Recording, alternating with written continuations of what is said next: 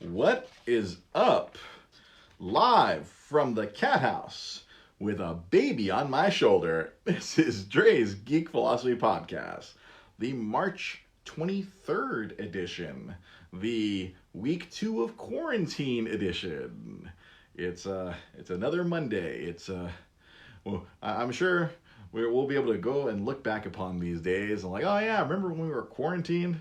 Remember we had to be safe at home or stay at home because this whole coronavirus nonsense, this business, this craziness. So yeah, here we are.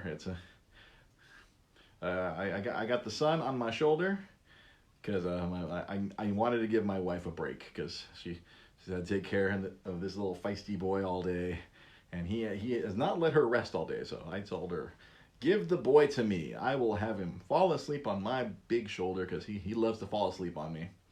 And so she can have some rest. Because I can do the podcast with a baby on my shoulder. Yes, Eric, the next purge is coming. Unfortunately, that seems to be the case.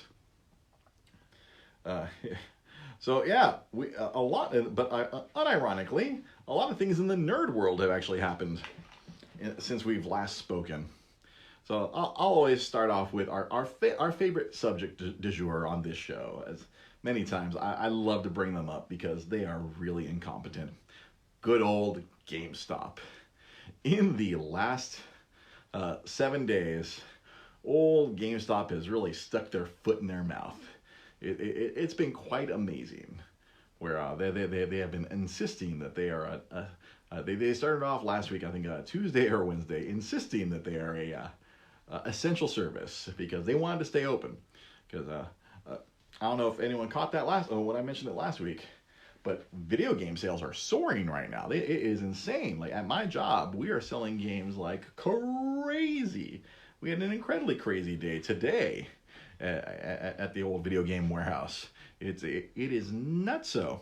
So because everyone's stuck at home, so everybody needs video games. It is wild right now. If you want to get some games, so of course GameStop they were surging. My boss had heard from when we were talking about this last week. GameStop they were having a surge in sales because people needed games, but going to physically go inside the store to buy games, not a great idea. That kind of goes against this whole stay home and stay safe. So GameStop really wanted to stay open to the point where they were sending out memos to all the stores saying, if the government tries to shut you down, here's a memo to show the police for you to stay open. And a lot of them, a lot of this really got out real fast. And then there was also, I hate to promote another YouTube channel, but there's this crazy guy who keeps up on this crazy anti-GameStop thing. He actually got into a GameStop conference call where they were talking about the coronavirus. The video has been taken down because this guy recorded the conference call without GameStop knowing. So naturally, GameStop is incredibly pissed. I'm not sure if the state where this gentleman did this nefarious act is a one party consent state. Apparently, there's some sort of laws. Apparently, some people can record you without your consent, depending on what state you're in. But this guy recorded an entire GameStop conference call and broadcast it. Well, he recorded it and then put it up on YouTube with his own fun little commentary. And their response to the coronavirus has been poor at best. I mean, honestly, yeah. So they're on the verge of bankruptcy, and right now it would have been a really bad time for them to close because a lot of people want to buy video games. But you don't want bunches of people gathering at a game store, especially a bunch of filthy gamers. We are a filthy bunch, we gamers. We're disgusting. Thankfully, I have my wife to straighten me out and get me to be nice and clean. But the typical gamer just games all day without showering. I recall, I don't know if Rolando, if you're watching, I don't know if you remember the guy who way back when in 2003 or no, was it? Or was it? No, even before that. I think it was 2000. Whenever the GameCube and the Xbox launched, I remember there was one customer who came to both the Xbox launch and the GameCube launch, and he was odiferous. He was like Pigpen, but instead of dirt, it was filth. He stunk up the entire store. So gamers, not the most sanitary people. I hate to paint a broad swath like that, but I've seen it far too much. I've been to San Diego Comic-Con. I've been to the Electronic Gaming Expo. So naturally, we don't want a bunch of these guys gathering up at a GameStop to to pick up their Animal Crossings and their Dooms. So later on in the week, I think it was a Thursday, where I guess all this resistance of we're an essential store. I think they announced, oh, we're going to close down the ones in California, and then word got out that the state of Pennsylvania was going to revoke GameStop's business licenses in its state because of their refusal to comply. And then eventually, I think it was on Saturday, GameStop overall realized that this was a bad play, and they as of this past week, as of yesterday, or they all the stores are now closed, or they're just doing pickups where I guess where necessary. There's staff in there where you can go pick up your game. You literally, if you order it, go up to the door, you do a little handoff, so you can safely pick it up without spreading any germs. But it's just amazing the how obtuse and ignorant this company is. I know they need the money. They are incredibly desperate, and people really need games right now. Good God. Sidebar, what I was going to do today, because we sold like thousands of games today at my job today. And I was going to write down some of them, because people, I mean, of course popular games are selling, but we're selling some really weird games. And I had meant to write down a bunch of titles. I was going to read off some of the wacky stuff that we sold today. Stuff that like we only had like one of. Like there's other games we have like thousands of. But certain games, like we're down to like the last copy. It's not in print anymore. It's some weird DS game or weird PSP game. And people are just, I guess, with all this free time stuck at home, they're searching Amazon and going, hey, look, I want this Brooktown High for the PSP. That's one I saw. I'm like, why did we sold? Somebody bought that? But I'll tell you, the number one game that's been selling right now has been rhythm games. Just Dance. We have sold.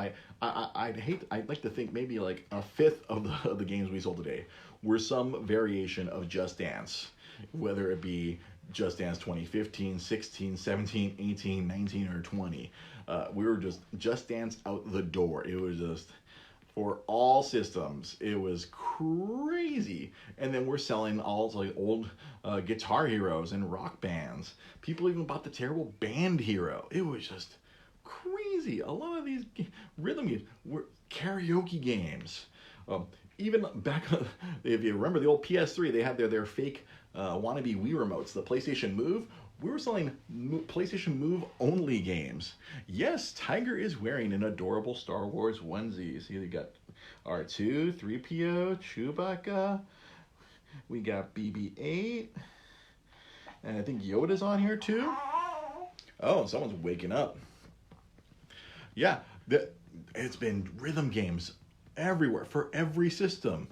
Like if there's going all the way back to like the GameCube, PS2, and Xbox, every karaoke game, every rhythm game, out the door. We can't keep them on the shelves. It is nuts.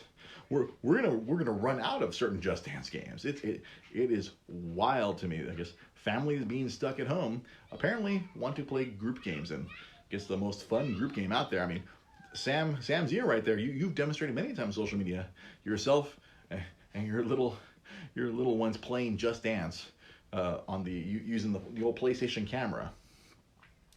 Yeah, that's been the biggest game. And then apparently something else that's been going on is like so much. We've selling a lot of Call of Duty. I think Activision is that they are experiencing server overloads as there's millions of people and just stuck at home playing Call of Duty. It's insane. But to get back to the old old GameStop, they want a big piece of this. Oh, hey buddy, it's okay. They want a big piece of these game sales. Games are selling like nuts, so I guess they're just gonna have to rely on their online storefront, which my boss says is horrible at best. And the pickup at store is also really bad. Their interface was not prepared for this type of volume. It's just a comedy of errors over there. And like I've said before, as much as the selfish part of me would like to see them go for all the terrible things they've done to gaming, them going away is a bad thing for gaming, because that takes away one of the biggest video game retailers out there, when all the other retailers are running away from gaming, like a Target and a Walmart and Best Buy. They've been getting away from video games because it's not a big enough mover for them. Oh, hey, buddy. Back to nappy time, buddy. Hey. It's okay, buddy boy. Yep, all right. Yeah, of course, if you're watching, there's a little tiger on my shoulder.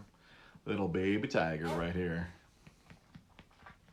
So, something else. Let's transition to another subject.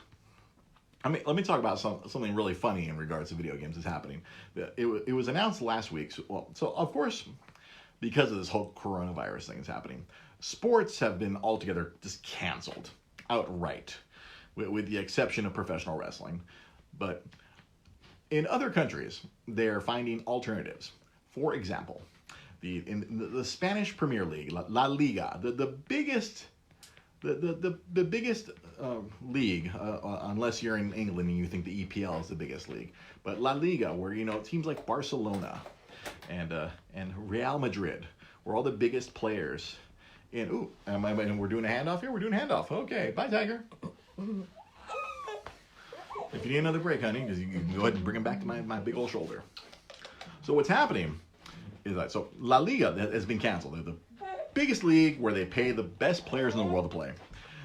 Their season has been effectively canceled. So, an esports journalist suggested, like, hey, you guys should play the players should play the game, play FIFA 20 online.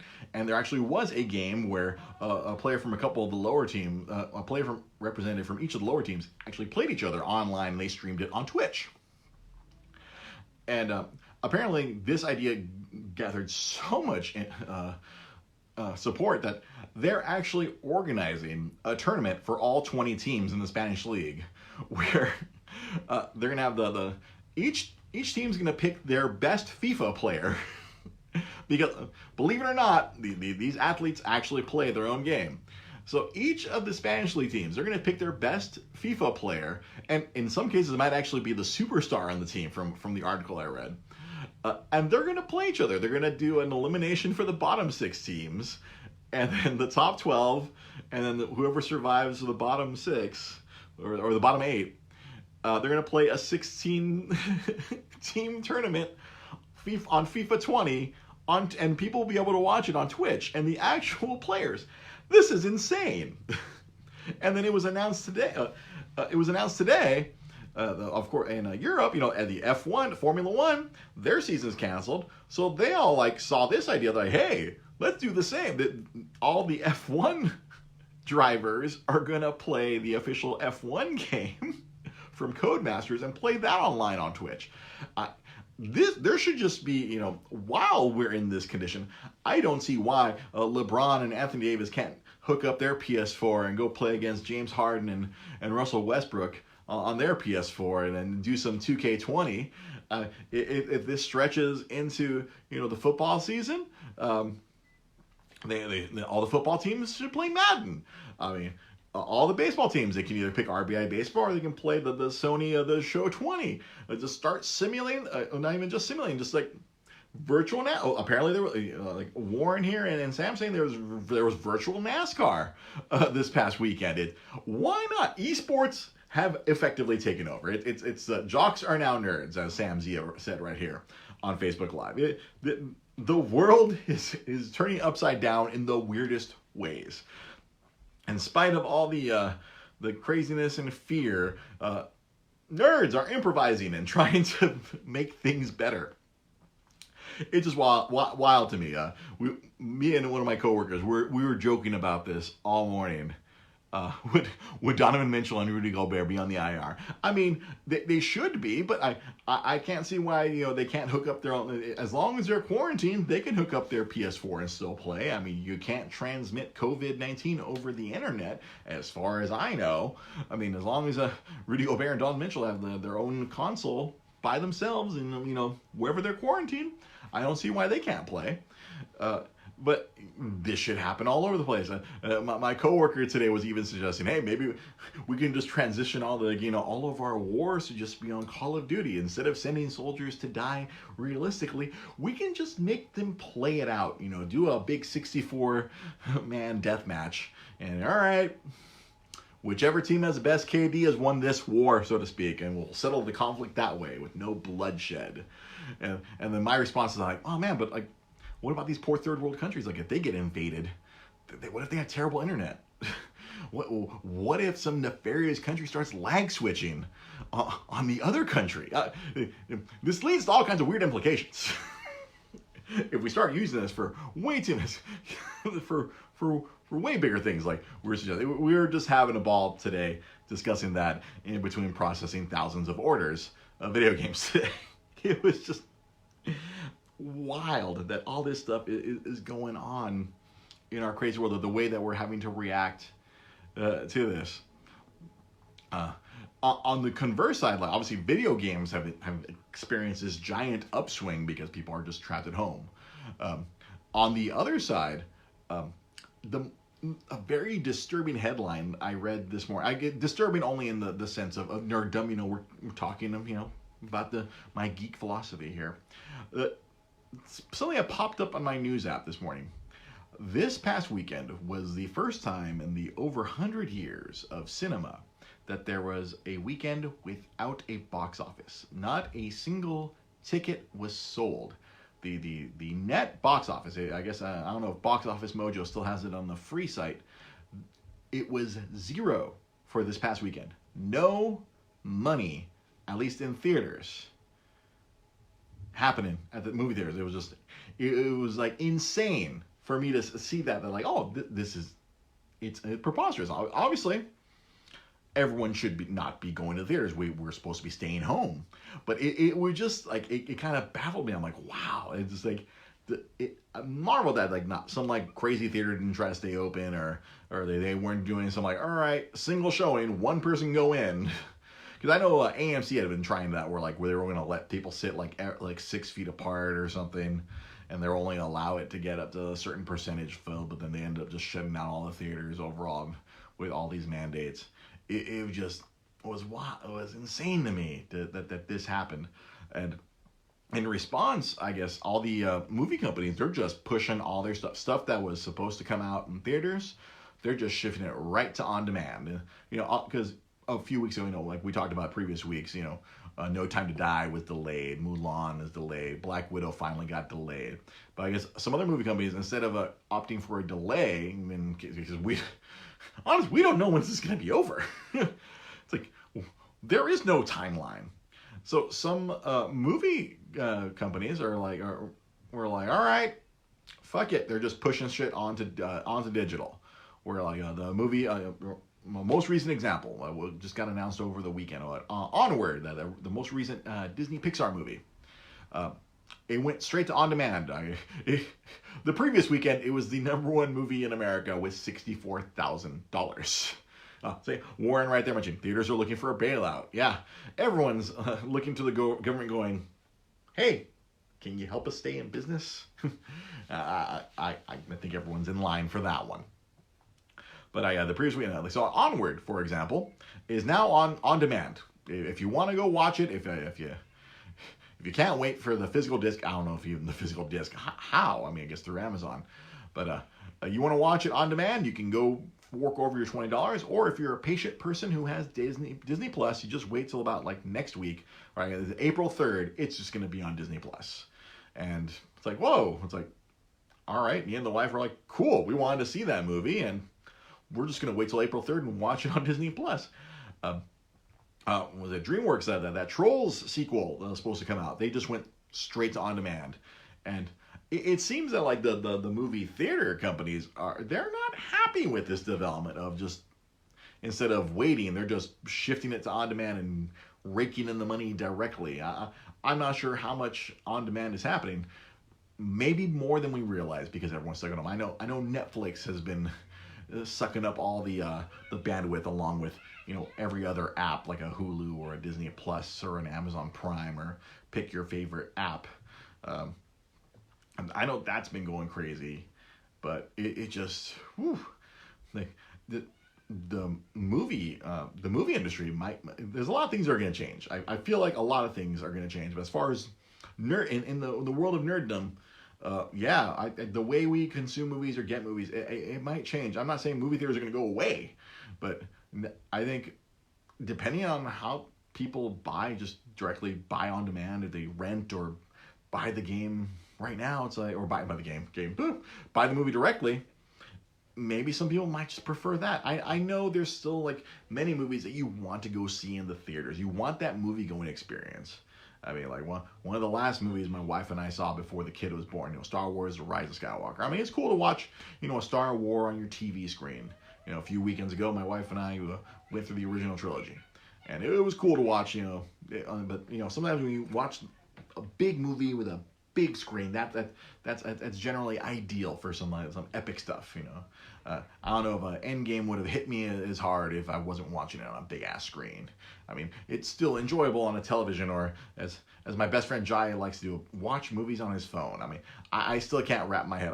I can barely watch professional wrestling on my phone, but to watch like a movie I haven't seen before on my iPhone screen, I don't know. Maybe I'm just an old man.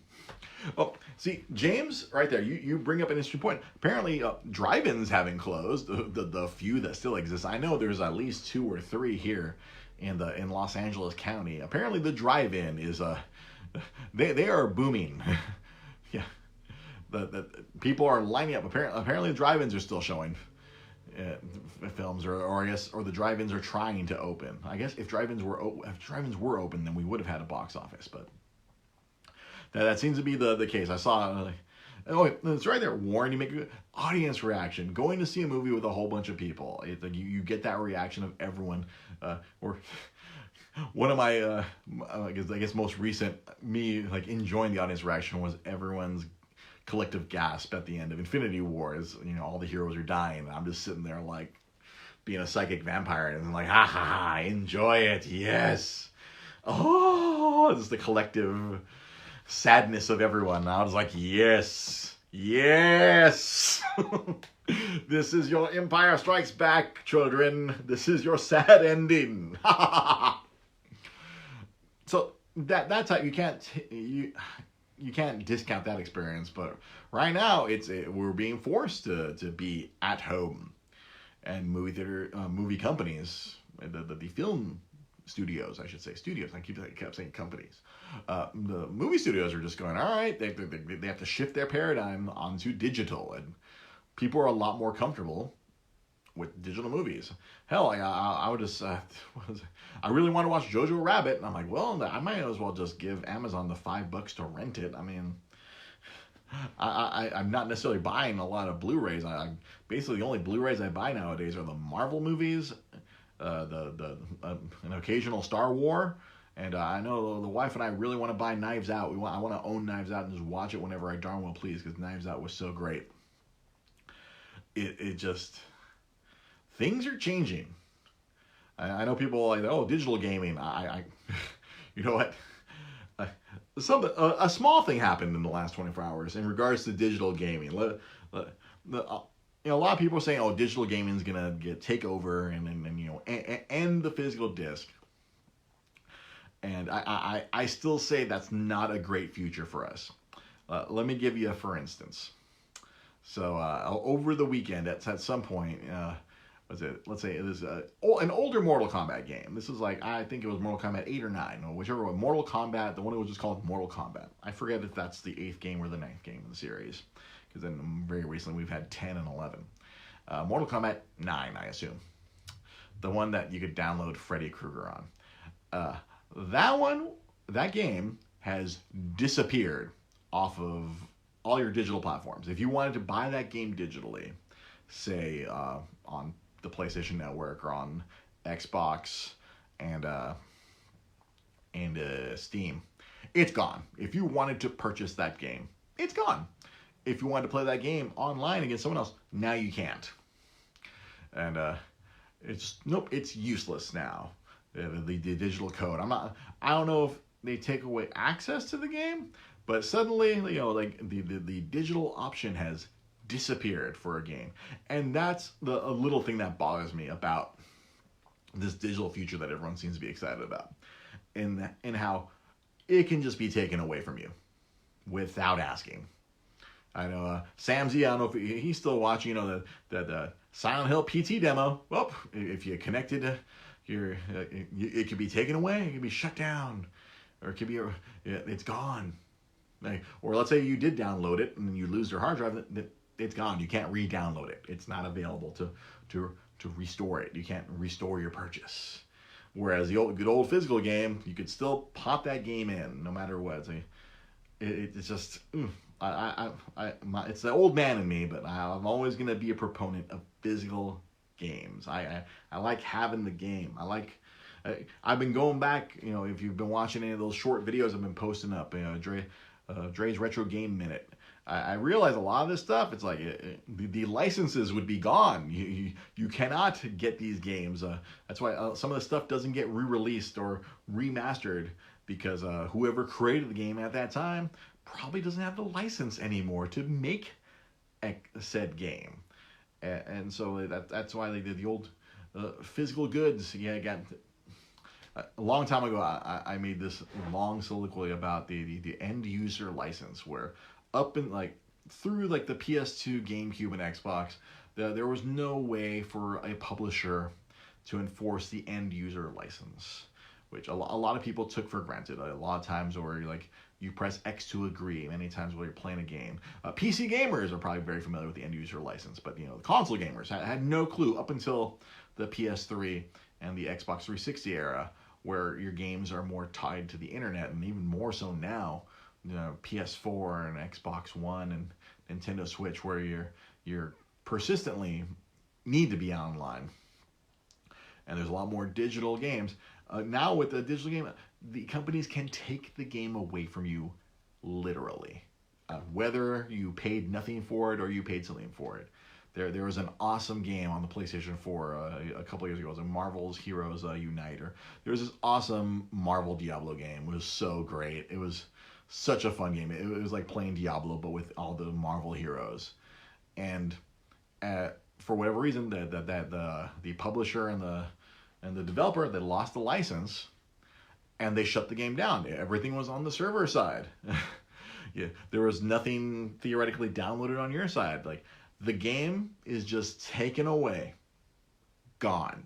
There's no physical copy of that. I can just pop it in and play it. Nope. Especially these online only games. I'm feeling it with that when I bought Destiny 2 digital, because I had to have it because I was having trouble with my PS4. My PS4 was always spitting out the disc, so I'd be in the middle of a raid and my Destiny 1 disc would eject randomly, and off I go, disappearing from the raid. So I'm like, you know what? I'm going to solve this problem. I'm just going to buy Destiny 2 digitally. Yeah, big mistake. Now the game is useless, and I still need to buy more DLC, and I'm not going back to that game anyway. I quit Destiny 2 6 months in, which rendered that crazy digital purchase useless. I couldn't trade it in or resell it. I just have this digital license on my PS4, which I paid way too much for. It's this old man yells at cloud day on the podcast today. It's just insane how people are just they don't know how much rights they're giving up with these digital games, where stuff just disappears. Sorry, we're not supporting this game anymore. I've noticed even in phone games. Was it Capcom? I forgot, it was the last summer or summer before, they released it was Puzzle Fighter for phones. Oh, cool, Puzzle Fighter game, awesome. And you're playing it, and it was pay to win, but I didn't put any money into it. And at some point, I guess it didn't make enough money, and so Capcom's like, nope, we're done with this. And it was, I don't know if it was necessarily online or not, but it's gone. You try to tap on the app, and it's like, nope, no connection to server, or network error. You can't play it anymore. A lot of these easily digestible free-to-play games, you get what you pay for. You pay nothing, or heaven forbid, if you're one of the people that you put money into these games, I always go back to the Star Wars game that I play every day. There's people out there who've poured thousands of dollars into the game, and should EA or Capital Games lose that license, gone. Gonzo, Bonzo. I refuse to put any money into any of these phone games. That's my primary source of gaming now is my phone, unfortunately, because that's the only thing I ever have time to get in and play for 5 minutes. Nowadays, I can't really even commit to a console game. Everyone's playing freaking Animal Crossing this past week.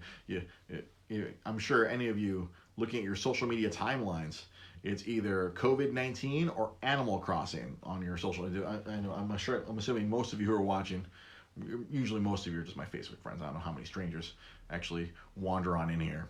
But I'm sure most of you nerds, you see, my fellow nerds, I should say. I shouldn't say it that way. I sounded like a Mark Maron. Oh, you nerds.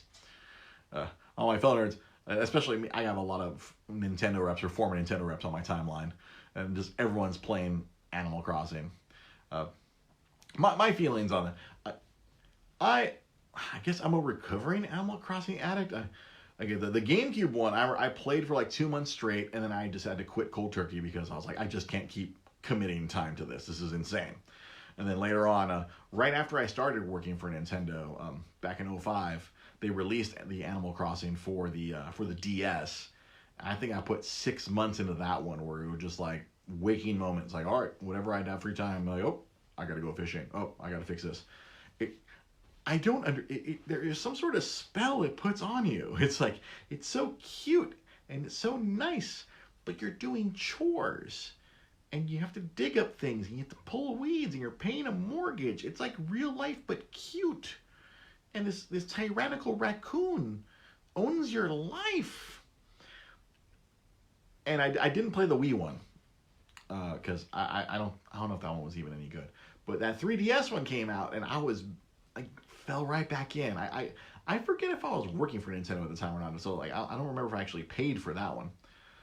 But I remember I played that one, and I played that one I remember I got 3 months into that one. I was like, no, I have to stop. No, what am I doing? He says, I want to decorate my house an exact certain way, but I have to play every day. I have to check the store. I have to wait for my museum to get built. I have to do all the stuff to dig up all the fossils. And like, because I guess it's for me. I like collecting things. I am a collector of things. I used to be a collector of physical things, but now I'm more of a collector of digital things. That's what these free-to-play games are all about, collecting things. And I'm comfortable with the free-to-play. Hey, Daniel Wong, happy belated birthday, buddy. Sorry I forgot to put it on your wall. Busy with work and, baby. I wanted to make sure I saw you on, give you a belated happy birthday, buddy. As I was saying, Animal Crossing, I love collecting things. And Animal Crossing really scratches that itch. It does a really good job because you have to perpetually keep playing forever. Because if you want to put together these sets, if you want to be an interior designer, it really taps into these feelings that gamers didn't know they had. They're like, oh, I want things organized. I want to fill out my museum. I want to fill out my house. I want to make my house look a certain way. Me, I always wanted to get the really funny, quirky Nintendo items that would happen to pop up. I think in the DS version, I collected everything that was Nintendo, like whether it was a nice little Star Fox R-Wing or the mushroom pipe from Mario Brothers. Like I'd always have a whole big Nintendo motif inside my little house. That's what I always went for. I was playing that original GameCube Animal Crossing because I wanted to unlock the old NES games. Now that you can just find those on the Switch, and there's this need to collect. So I know if I bought it, I would want to play it, but I don't have time now. I have a family. I have a full-time job. I have a wife and a child. I barely have 5 minutes to check these damn phone games. I don't have hours to go fishing and digging and apparently now building that, because now you can build things, which seems really cool. And I just the gamer in the back of my head's like, Dragon would be really cool. Look what everyone's building. And like some of my friends have been really creative because you can now literally create your own designs on the shirts. So one of my buddies who up north, he put a butt crack and a beer belly on his little Animal Crossing character, and a little Animal Crossing character should not have this, but it's still adorably cute. It's unbelievable. Some of the stuff I've seen. Where one of my other buddies, he made it like he made it looks like his dude is topless and he has a little a belly tattoo. And the creativity I have seen in this game, or the stuff I would want to copy and or borrow and or steal, it's really cool. But the logical side of me is like, no. Like 10 years ago, all over it. I'd be on it, and then I'd have to like quit cold turkey after I realized I can't do this anymore. I can't. It looks so much fun. I feel like I'm almost playing vicariously through everyone I see on my timeline, because so many people are playing this freaking game. I see it all over Facebook and Instagram. Animal Crossing. I'm inundated with it. And here's a little real talk. I'm incredibly jealous of my Nintendo rep friends right now, because they all got like Hawaiian shirts of the Animal Crossing, like the little leaf logo of Tom Nook. And I am incredibly jealous. I'm like, damn, that's one of the little things. Like, if there's anything I miss from working for Nintendo, like number 2 would be the free games, but number 1 would be the random clothing, the random luggage, random like sweaters and jackets and knickknacks of things that shouldn't be branded Nintendo, but they are. I had posted a whole bunch earlier this, I think it was last summer or last fall. I was doing like once a week, I was putting up a random Nintendo thing of all these Nintendo knickknacks, where it's just like, oh, why does this have a logo on it? Why does this have a logo on it?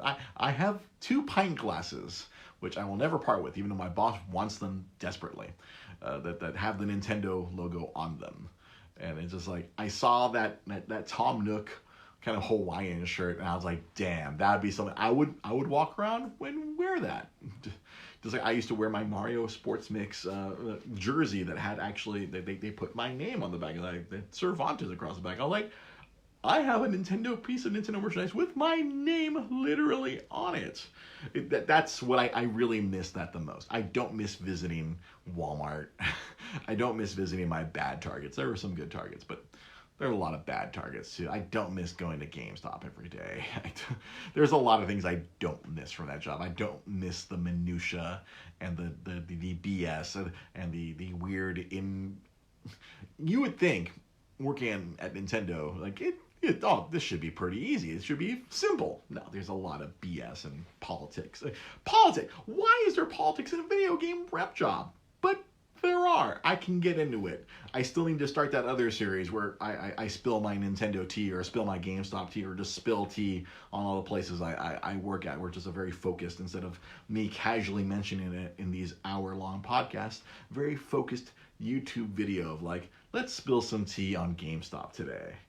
Let's spill some tea on Nintendo today, or let's spill some tea on Disney, because there's plenty of tea that I can spill across, how many years of working for these corporations. I'll get to that video. Like, I can barely get these other gaming videos out. I haven't had time to record more. I've used up my backlog of Dre's Retro Game Minute, and I couldn't record any today because we were incredibly busy at work. Madness, I say. Madness. Ugh. It's chaos out there, folks. Stay indoors. Protect yourselves. Protect your family. Protect people you don't even know. Just stay at home. If you need a little help, make sure you check out our Etsy's.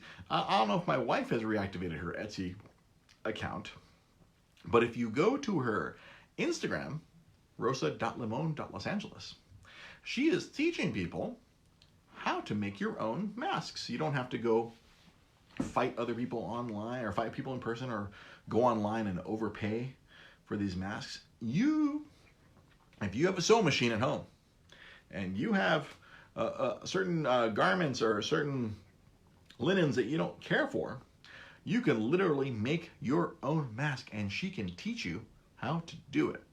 Or you can contact her and have her try to make one for you in between the 5 minutes that she has a day, or the couple hours when I get home, when I can corral the tiger over there.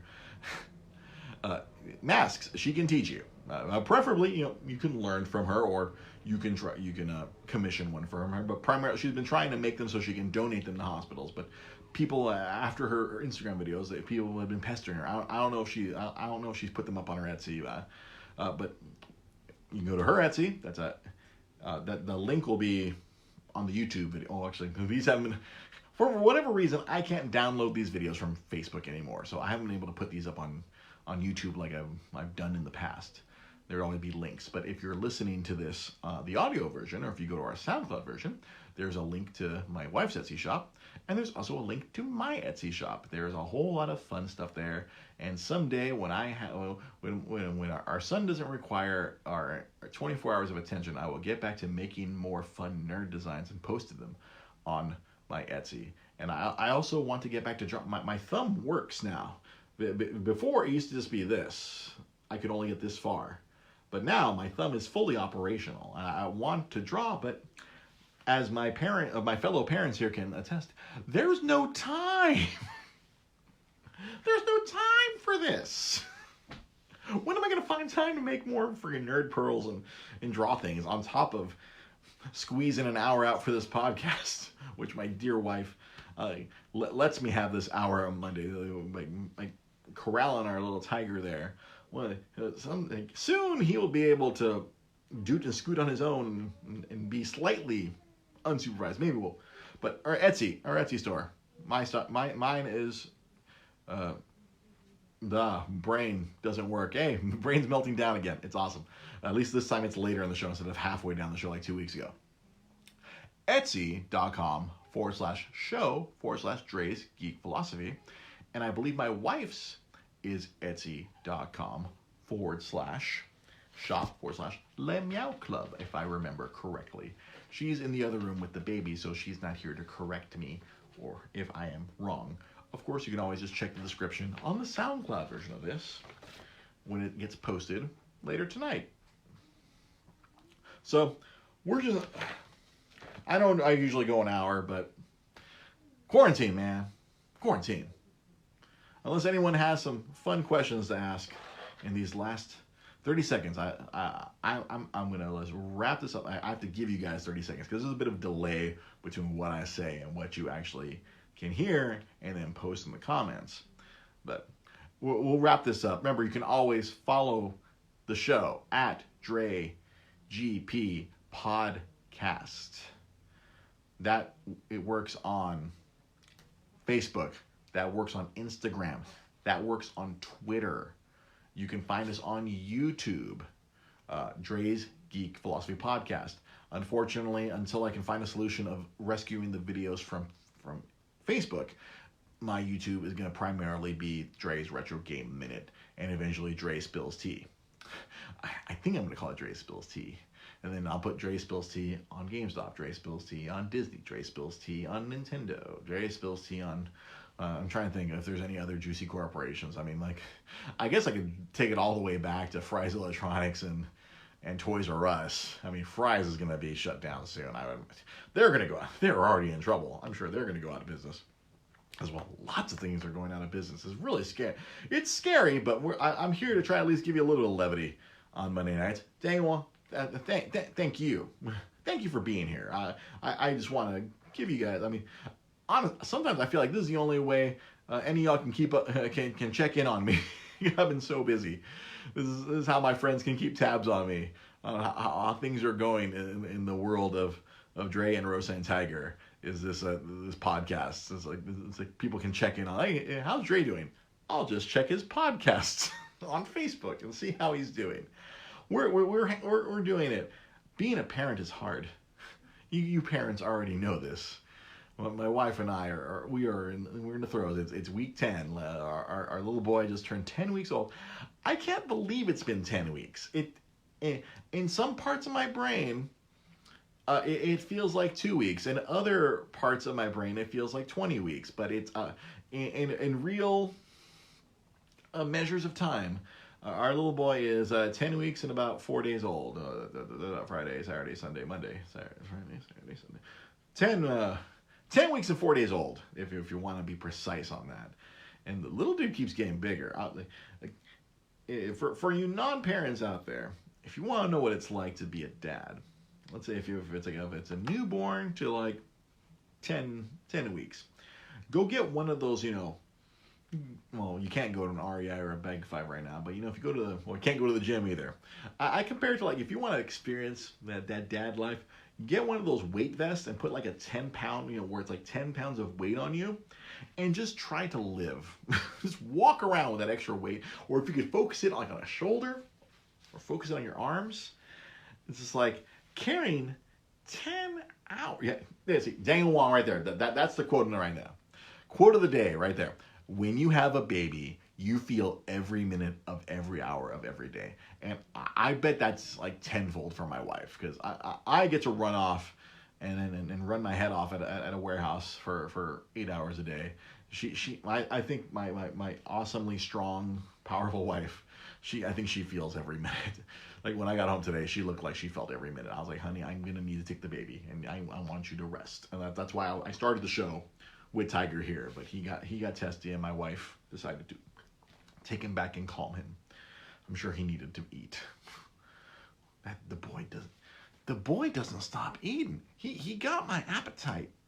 I feel bad for my wife. That little man, he genetically got the same stomach as me.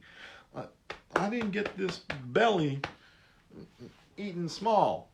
That boy eats. He doesn't stop eating. He's like a monster with a bottomless pit. Arr. Whatever the joke was from the first season of The Simpsons, when Homer proved that it isn't all you can eat. All right, but thank you for watching. Thank you for listening.